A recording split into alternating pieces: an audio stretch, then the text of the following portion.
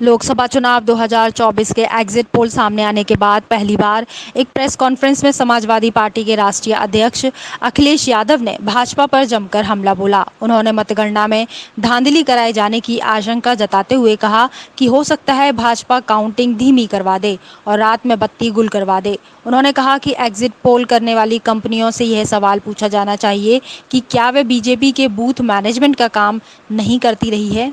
अखिलेश यादव ने आरोपों की झड़ी लगाते हुए कहा कि चुनाव खत्म होने के बाद बहुत सारे एग्जिट पोल तरह तरह की जानकारी दे रहे हैं। अपनी बात की शुरुआत में उन्होंने कहा, जितनी ऊंचाई पर जाकर कटती है पतंग उतना ही बड़ा होता है उसका पतन।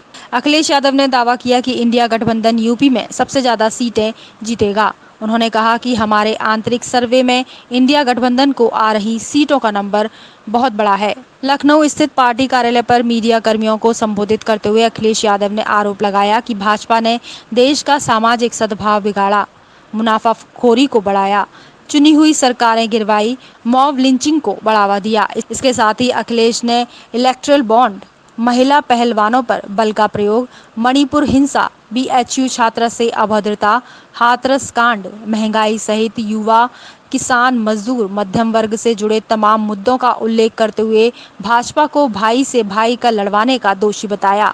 वैक्सीन को लेकर भी घेराबंदी की। उन्होंने कहा कि भाजपा की नीतियां देश के लिए खतरनाक हैं, इसलिए देश की जनता गांधी जी का अनुसरण करते हुए करो या मरो की तर्ज पर आंदोलित हो गई है। अपने और अपने देश के भविष्य को बचाने के लिए नया स्वतंत्रता आंदोलन लड़ने को तैयार बैठी है। जनता स्वतंत्रता सेनानियों की तरह बलिदान करने को तैयार है, क्योंकि भाजपा के राज में उसका जीवन दुभर हो गया है। देश नकारात्मक ताकतों से आजाद होने जा रहा है। अखिलेश यादव ने कहा कि इंडिया गठबंधन की जीत देश और देश की जनता की जीत साबित होगी। एग्जिट पोल में भाजपा की बम्पर जीत के अनुमानों पर सपा मुखिया ने कहा कि हम तपती धूप में फील्ड में थे। लोगों ने लोकतंत्र को मजबूत बनाने के लिए प्रतिकूल मौसम की मार सहकर मतदान किया। कहीं ऐसा नहीं दिखा उनके टेंट खाली थे। एग्जिट पोल वाली संस्थाएं भाजपा के लिए बूथ मैनेजमेंट का भी काम करती हैं। वे माहौल बना रहे हैं, विपक्ष के लोगों को डराना चाहते हैं, लेकिन इस बार जनता भी तैयार है। उन्हें अपने मतदान की रक्षा करनी है। एक अन्य सवाल के जवाब में अखिलेश यादव ने कहा कि रामपुर और संभल के उदाहरण बताते हैं कि चुनाव भर कैसे कैसे आदेश नीचे दिए गए हैं। इतनी ऊंचाई पर जाकर कटती है पतंग उतना ही बड़ा होता है उसका पतन। भाजपा कई दोषों के लिए जिम्मेदार है। सामाजिक रूप से भाजपा ने देश में सौहार्द बिगाड़ा, व भाईचारा खत्म किया, जाति के खिलाफ जाति, संप्रदाय के खिलाफ संप्रदाय लड़वाया, संविधान द्वारा दिए गए आरक्षण को साजिशन खत्म करने के लिए बेरोजगारों से छल किया, पेपर लीक कराए, देश के लिए आगे बढ़कर लड़ने वालों की बहन बेटियों के लिए जानबूझकर अपने मंत्रियों से अपशब्द कहलवाए, महिलाओं के प्रति अपराध बढ़ाए, मणिपुर हाथरस, महिला पहलवान, पिछड़े दलित अल्पसंख्यक व आदिवासियों पर अत्याचार और सबसे खराब व्यवहार किए जाने के लिए रिकॉर्ड बना। आर्थिक रूप से इलेक्टोरल बॉन्ड का ऐतिहासिक भ्रष्टाचार किया। इलेक्टोरल बॉन्ड के माध्यम से पैसा कमाने के लिए मुनाफाखोरी को बढ़ावा दिया, जिसने महंगाई को बढ़ाया। अपने फायदे के लिए भाजपा ने जनता पर बेतहाशा महंगाई थोप दी। नोटबंदी से व्यापार कारोबार चौपट कर दिया। भ्रष्ट जीएसटी से छोटे दुकानदार तक को मंदी का शिकार बना दिया। किसानों की जमीन हड़पनी चाहिए, काले कानून लाने चाहे, खाद की बोरी की चोरी की, लाभकारी मूल्य नहीं दिया, 35 सालों की सबसे बड़ी बेरोजगारी में देश को धकेला, महंगाई से गरीब को और गरीब बना दिया, अमीरों के अरबों के लोन माफ किए, लेकिन किसानों के ऋण के लिए आत्महत्या के लिए मजबूर किया, ब्याज की दरें घटाकर मध्यम वर्ग की बचत को बेकार कर दिया, बैंकों में तरह तरह के चार्ज और पेनल्टी से लोगों के खाते दीमक की तरह अंदर ही अंदर खा गए। बैंक लॉकरों के नाम पर जिम्मेदारी से पल्ला झाड़ लिया। नैतिक रूप से चंदे तक का पैसा खा गए। केयर फंड के नाम के आगे पीएम के नाम का इस्तेमाल करके बाद में हिसाब देने से मना कर दिया। अपराधियों को शामिल करने उनके कृत्यों पर पर्दा डालना, जैसे मणिपुर में अपने संगी साथियों द्वारा बेटी के साथ मानवीय व्यवहार में, बीएचयू छात्र अभद्रता कांड में, खीरी किसान हत्याकांड में, हाथरस की बेटी के बलात्कार हत्या व कानपुर देहात कांड में जहां मां बेटी को झोपड़ी में जिंदा जलाकर मार डाला, ऐसे अनगिनत उदाहरण हैं। शारीरिक रूप से देखें तो भाजपा लोगों के शरीर स्वास्थ्य से भी खिलवाड़ किया, उसके भी दोषी हैं।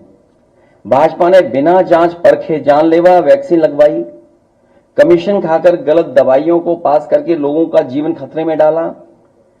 इसका सीधा असर जनता की सेहत पर पड़ेगा और आने वाली पीढ़ियों की तंदुरुस्ती पर भी। भाजपा पीढ़ियों पर प्रहार की दोषी भी है।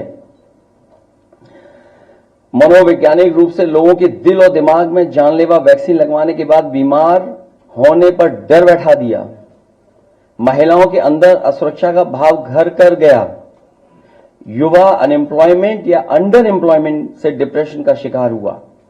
राजनीतिक रूप से चंडीगढ़ के मेयर चुनाव में कैमरे के सामने धांधली की, चुनी हुई सरकारें गिराई, खरीद फरोख्त का नकारात्मक सियासत को जायज ठहराया, पारिवारिक रूप से राजनीतिक फायदे के लिए परिवारों को लड़वा दिया, भाई के खिलाफ भाई को। मानसिक रूप से भाजपा ने अपने ही समर्थकों को हिंसक बनाया, मॉब लिंचिंग को मानसिक रूप से सही ठहराने की साजिश की, आपराधिक रूप से ऐसे लोगों को मंत्री पद दिया और बनाए भी रखा जिन्होंने किसानों की हत्या की, जो महिलाओं पर अत्याचार शोषण के दोषी हैं। न्यायालय तक में अपने लोग पिछले दरवाजे से सेट किए, न्यायाधीशों से खुलकर एक विचारधारा विशेष के लिए बयान दिलवाए, न्यायाधीशों को राजनीतिक पदों पर लालच देकर कानून तक को अपनी भ्रष्ट सोच से मैला कर दिया। यही काम यूनिवर्सिटी, कॉलेज, स्कूलों में किया। नौकरशाही में लेटरल एंट्री के बहाने यही धांधली की। योजना आयोग खत्म किया। ED, CBI, IT, income tax को सरकार बनाने, बचाने और चलाने के लिए इस्तेमाल किया। झूठे आंकड़ों से देश और दुनिया को छला, जिससे अंतर्राष्ट्रीय स्तर पर भारत को विकासशील देशों की श्रेणी से बाहर करने की बात से देश की शर्मिंदगी झेलनी पड़ी। विदेशों में बैठे भारतीयों को अपमान झेलना पड़ा। दुनिया में डंका बजाने की बात करने वालों का ही ढोल पिट गया। विकास व रोजगार के झूठे आंकड़े देकर ठगा। संवैधानिक रूप से संविधान को पहले कमजोर करने पर बदलकर धीरे धीरे खत्म करने की साजिश ही नहीं, अपने लोगों से शरेआम कहलवाया भी। लोकतांत्रिक रूप से जनतंत्र को मनतंत्र में बदलने का दुस्साहस किया। व्यक्ति को व्यवस्था से बड़ा बनाने और बताने का दुष्प्रचार कर लोकतंत्र की भावना का अपमान किया। चुनाव के नतीजों को कुछ भ्रष्ट मीडिया कर्मी और अधिकारियों की मिलीभगत से बदला भी और आगे भी इस चुनावी घपले को जारी रखने का षड्यंत्र रचा। भाजपा ने इन्हीं सब कारणों से देशवासियों की जिंदगी को खतरे में डाल दिया है। साथ ही भाजपा ने अग्निवीर जैसी अल्पकालिक भर्ती, जो देश की सुरक्षा व सीमाओं से समझौता करके देश को खतरे में डाल दिया है। भाजपा का झूठा राष्ट्रवाद, चीन की घुसपैठ से रजांगला मेमोरियल जैसे शहीदों के बलिदान का स्मारक तक नहीं बचा पाए।